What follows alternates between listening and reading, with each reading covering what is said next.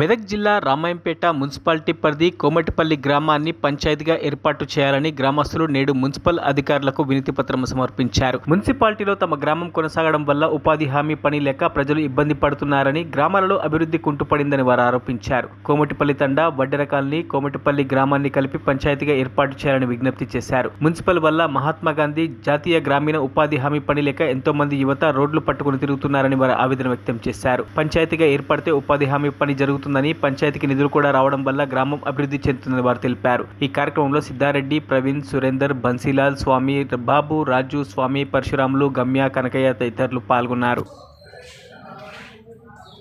Photo తీసుకుంటున్నా. నా పేరు ప్రవీణ్. మాది మున్సిపల్ పరిధిలోని 2వ వార్డు. ఇప్పుడు మాకు కోమటిపల్లి మా సమస్య వచ్చేసి, మాకు ఇంతకుముందు మాది గ్రామ పంచాయతీలో బాగుండే, మున్సిపల్ లైన్ నుంచి మేము అన్నీ కోల్పోవడం జరుగుతుంది. మాకు ఉపాధి హామీ పని లేదు. ఉపాధి హామీ పని లేకపోవడము, ఇల్లు ట్యాక్సీలు భరించలేని ఇల్లు ట్యాక్సీలు వస్తున్నాయి, నల్ల బిల్లులు కానీ ఇవి ఏది బాగా ఉండలేదు. మాకు డ్రైనేజ్ వ్యవస్థ ఇంకా చక్కగా లేదు, రోడ్లు చక్కగా లేవు, లైట్ విధి దీపాలు చక్కగా లేవు. దీనివల్ల చర్యలు తీసుకోవాలి. మా అందుకోసము మా గ్రామ పంచాయతీ మాకైతే మేము డెవలప్ చేసుకునేందుకు మాకు అవకాశం ఉంటుంది. దీన్ని పెద్దలా గుర్తించి మాకు మా గ్రామ పంచాయతీ మాకు చేయాల్సిందిగా మేము కోరుకుంటున్నాం. రామాయంపేట మున్సిపాలిటీకి సంబంధించిన కోమటిపల్లి గ్రామం మాకు చాలా ఇబ్బందులు ఉన్నాయి.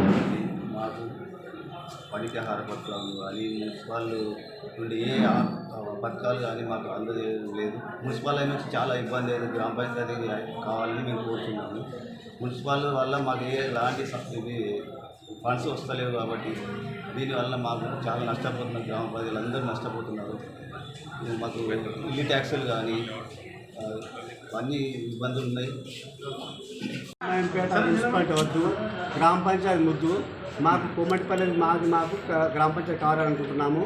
మా కరువు పని కూలిపోయినాము. మా కూలీలంతా మేము కూలి చేసుకొని బతుకుతున్నాము. మా కూలీ చేయడానికి కూడా మాకు వీలు కాలేదు.